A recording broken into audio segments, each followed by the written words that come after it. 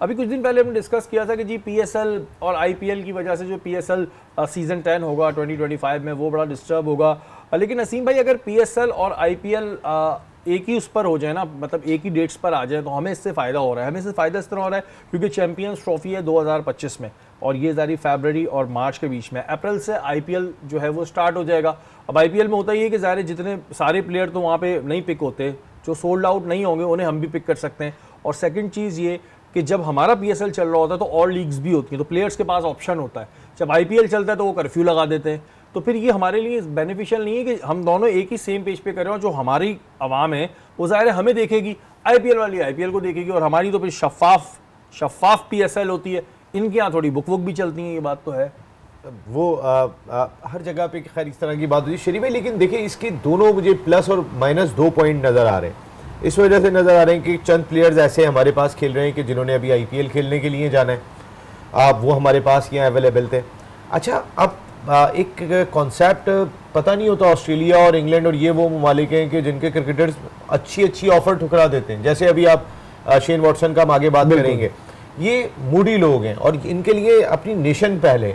अगर उनकी कोई भी एक सीरीज हो रही है, बाज़ दफ़ा तो वो अपना डोमेस्टिक को फोकियत देते हैं कि हमने अपनी डोमेस्टिक खेलनी है, हमने अपनी नेशनल टीम के अंदर लेना है। उनके लिए नेशनल ड्यूटी थोड़ी सी ज़्यादा अहम दिखाई देती है, अगर मोस्टली हमने देखा है तो।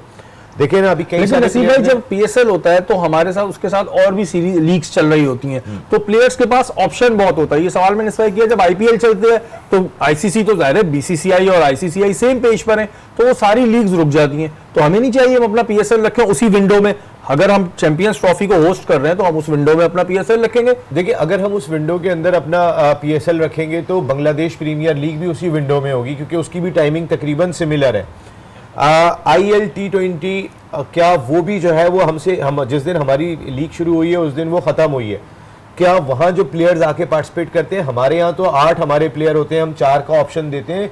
आईएल T20 में तो 3 लोकल प्लेयर होते हैं, बाकी तो सारे बाहर के खेल रहे होते हैं। तो मोस्टली वो प्लेयर्स का एक जो प्लेयर्स की तादाद होती है वो पीएसएल में आ जाती है या वो बीपीएल में चली जाती है, क्योंकि आईपीएल बाद में होता है। तो कन्फ्यूजन हमारे लिए हो सकता है कि बढ़े। इसकी वजह क्या है? वजह यह है कि मोस्टली जो गोरे प्लेयर्स हैं वो कभी भी मना कर सकते हैं आईपीएल को, जहाँ पे लक्ष्मी आ रही है, इतना पैसा आ रहा है, वो उसको भी मना कर देते हैं।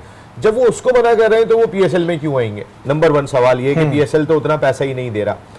जब ये क्लैश करेंगे तो बहुत सारे लोग शायद इस खुशफहमी में मुब्तला भी होंगे कि शायद पीएसएल, देखिए हमारी जो सबसे एक इम्पॉर्टेंट चीज़ होगी कि जो आपने बात कही, पीएसएल से ज़्यादा कॉम्पिटिटिव लीग कोई भी नहीं है। अब आप पिछले 3 मैचेस उठा के देखें, तीनों आखिरी बॉल पे खत्म हो रहे हैं। जिससे मैंने अल्फाज कहा था ना, लास्ट बॉल पे आसान अल्फाजों में अवाम को समझाया। हाँ, शफाफ। मैं इसको कॉम्पिटिटिव कहूंगा। इतनी कॉम्पिटिटिव क्रिकेट जो है वो जितनी पीएसएल की होती है, इतनी दुनिया की लीग